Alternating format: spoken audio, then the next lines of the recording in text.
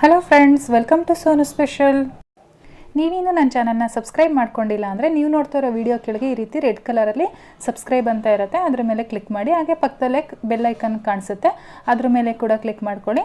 ಅಲ್ಲಿ ಆಲ್ ಅನ್ನೋ ಬಟನ್ ಮೇಲೆ ಕ್ಲಿಕ್ ಮಾಡ್ಕೊಳ್ಳಿ. ಅದರಿಂದ ನಿಮಗೆ ನಾನು ಮಾಡೋ ವೀಡಿಯೋಸ್ ಪ್ರತಿಯೊಂದು ನೋಟಿಫಿಕೇಷನ್ ಆಗಿ ಬರುತ್ತೆ.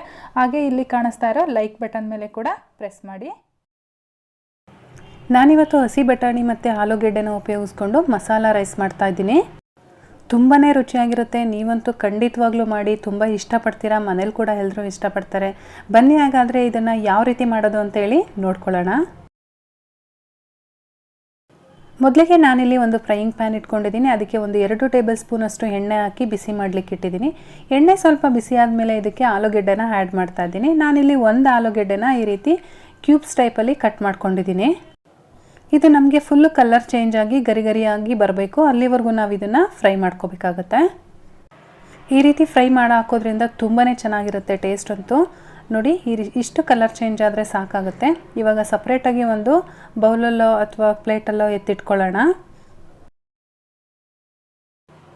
ಇವಾಗ ನಾನು ಅದೇ ಪ್ಯಾನ್ಗೆ 1 ಟೇಬಲ್ ಸ್ಪೂನಷ್ಟು ಎಣ್ಣೆನ ಉಳಿಸ್ಕೊಂಡಿದ್ದೀನಿ. ಅದೇ ಎಣ್ಣೆನ ಇವಾಗ ಅದಕ್ಕೆ ಒಂದು ಪಲಾವ್ ಎಲೆ ಹಾಕ್ತಾಯಿದ್ದೀನಿ. ಹಾಗೆ ಒಂದು ಅರ್ಧ ಟೀ ಸ್ಪೂನಷ್ಟು ಜೀರಿಗೆ ಕೂಡ ಹಾಕಿದ್ದೀನಿ. ನಾನಿಲ್ಲಿ ಒಂದು ಈರುಳ್ಳಿನ ಈ ರೀತಿ ಉದ್ದುದ್ವಾಗಿ ಕಟ್ ಮಾಡಿ ಇಟ್ಕೊಂಡಿದ್ದೆ, ಅದನ್ನು ಕೂಡ ಹಾಕ್ತಾಯಿದ್ದೀನಿ. ಹಾಗೆ ನಾನು 4 ಹಸಿಮೆಣ್ಸಿನ್ಕಾಯಿನ ಮಧ್ಯದಲ್ಲಿ ಹೀಗೆ ಸೀಳ್ಬಿಟ್ಟು ಹಾಕ್ಕೊಂಡಿದ್ದೀನಿ. ನಿಮಗೆ ಖಾರಕ್ಕೆ ಎಷ್ಟು ಬೇಕಷ್ಟು ನೋಡಿ ಹಾಕ್ಕೊಳ್ಳಿ. ಇವಾಗ ಈರುಳ್ಳಿ ಎಲ್ಲ ಸ್ವಲ್ಪ ಟ್ರಾನ್ಸ್ಪರೆಂಟ್ ಆಗೋವರೆಗೂ ನಾವು ಇದನ್ನು ಫ್ರೈ ಮಾಡ್ಕೋಬೇಕಾಗತ್ತೆ. ಈರುಳ್ಳಿ ಸ್ವಲ್ಪ ಕಲರ್ ಚೇಂಜ್ ಆದಮೇಲೆ ನಾನಿಲ್ಲಿ 1 ಟೊಮೊಟೊ ಆ್ಯಡ್ ಮಾಡ್ತಾಯಿದ್ದೀನಿ. ಇದನ್ನು ಕೂಡ ಸಣ್ಣಗೆ ಕಟ್ ಮಾಡಿ ಇಟ್ಕೊಂಡಿದ್ದೆ ನಾನು. ಟೊಮೊಟೊ ಎಲ್ಲ ಸ್ವಲ್ಪ ಸಾಫ್ಟ್ ಆಗೋವರೆಗೂ ನಾವು ಫ್ರೈ ಮಾಡ್ಕೋಬೇಕಾಗತ್ತೆ. ಅದಕ್ಕೆ ಮುಂಚೆ ನಾವು ಇದಕ್ಕೆ ರುಚಿಗೆ ತಕ್ಕಷ್ಟು ಉಪ್ಪು ಹಾಕ್ಕೊಳ್ಳೋಣ. ಉಪ್ಪು ಹಾಕೋದ್ರಿಂದ ನಮಗೆ ಟೊಮೊಟೊ ಬೇಗನೆ ಸಾಫ್ಟಾಗಿ ಆಗುತ್ತೆ.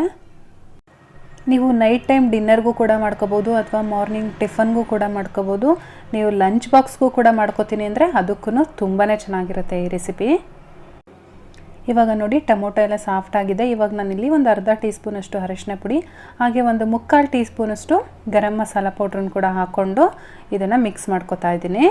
ಇವಾಗ ಇದಕ್ಕೆ ನಾನಿಲ್ಲಿ ಒಂದು ಅರ್ಧ ಬೌಲಷ್ಟು ಹಸಿ ಬಟಾಣಿ ಹಾಕ್ತಾಯಿದ್ದೀನಿ. ನಾನು ಇದನ್ನೇ ಮೊದಲೇ ಬಾಯ್ಲ್ ಮಾಡಿ ಇಟ್ಕೊಂಡಿದ್ದೆ. ಇವಾಗ ನಾವು ಫ್ರೈ ಮಾಡಿ ಇಟ್ಕೊಂಡಿದ್ವಲ್ಲ ಆಲೂಗೆಡ್ಡೆ, ಅದನ್ನು ಕೂಡ ಇದರೊಳಗಡೆ ಹಾಕ್ಕೊಂಡು ಚೆನ್ನಾಗಿ ಒಂದ್ಸರಿ ಮಿಕ್ಸ್ ಮಾಡ್ಕೊಳ್ಳೋಣ. ನೀವೇನಾದರೂ ಮಧ್ಯಾಹ್ನ ರೈಸ್ ಉಳ್ಕೊಂಡಿದ್ದು ಸಂಜೆಗೆ ಸಾಂಬಾರು ಮಾಡಬೇಕು ಅಂತ ಇದ್ದರೆ ಈ ರೀತಿ ಮಾಡ್ಕೊಳ್ಳಿ, ತುಂಬಾ ಚೆನ್ನಾಗಿರುತ್ತೆ. ಅಥವಾ ನೀವೇನಾದರೂ ಬ್ರೇಕ್ಫಾಸ್ಟ್ ರೆಸಿಪಿಗೆ ಮಾಡ್ತೀನಿ ಅಥವಾ ಲಂಚ್ ಬಾಕ್ಸಿಗೆ ಮಾಡ್ತೀನಿ ಅನ್ನೋದಾದರೆ ಬಿಸಿ ಅನ್ನ ಮಾಡಿಕೊಂಡು ಹಾಕ್ಕೊಳ್ಳಿ. ಇವಾಗ ಇದು ಒಂದು 2 ನಿಮಿಷ ಫ್ರೈ ಮಾಡ್ಕೊಂಡಾದಮೇಲೆ ನಾನಿಲ್ಲಿ ರೈಸ್ನ ಆ್ಯಡ್ ಮಾಡ್ತಾಯಿದ್ದೀನಿ. ನೀವು ಬಿಸಿ ಅನ್ನ ಮಾಡ್ಕೊಂಡಿದ್ರೆ ಫುಲ್ಲು ಅದು ತಣ್ಣಗಾಗೋವರೆಗೂ ಬಿಟ್ಟು ತಣ್ಣಗಾದ್ಮೇಲೆ ಇದರೊಳಗಡೆ ಹಾಕ್ಕೊಂಡು ಮಿಕ್ಸ್ ಮಾಡ್ಕೊಳ್ಳಿ. ರೈಸ್ ಹಾಕಿ ಒಂದು ಅರ್ಧ ಮಿಕ್ಸ್ ಮಾಡ್ಕೊಂಡಾದಮೇಲೆ ನಾನು ಇದಕ್ಕೆ ಕೊತ್ತಂಬರಿ ಸೊಪ್ಪನ್ನು ಚಿಕ್ಕದಾಗಿ ಕಟ್ ಮಾಡಿ ಇಟ್ಕೊಂಡಿದ್ದೀನಿ. ಅದನ್ನು ಕೂಡ ಇದರೊಳಗಡೆ ಹಾಕ್ಕೊಂಡು ಚೆನ್ನಾಗಿ ಒಂದ್ಸರಿ ಮಿಕ್ಸ್ ಮಾಡ್ಕೊತೀನಿ. ನಮಗೆ ಇದು ಜಾಸ್ತಿ ಟೈಮ್ ಕೂಡ ತೊಗೊಳೋದಿಲ್ಲ ಮತ್ತು ತುಂಬಾ ಚೆನ್ನಾಗಿರುತ್ತೆ. ನಿಮ್ಮ ಮನೇಲಿ ಯಾರಾದರೂ ಊಟ ಬೇಡ ಅಂತಿದ್ರೆ ಈ ರೀತಿ ಮಾಡಿಕೊಟ್ರೆ ಅವರೇ ಮತ್ತೆ ಇನ್ನೂ ಸ್ವಲ್ಪ ಹಾಕಿಸ್ಕೊಂಡು ಊಟ ಮಾಡ್ತಾರೆ. ಅಷ್ಟು ಟೇಸ್ಟಿಯಾಗಿರುತ್ತೆ ಫ್ರೆಂಡ್ಸ್.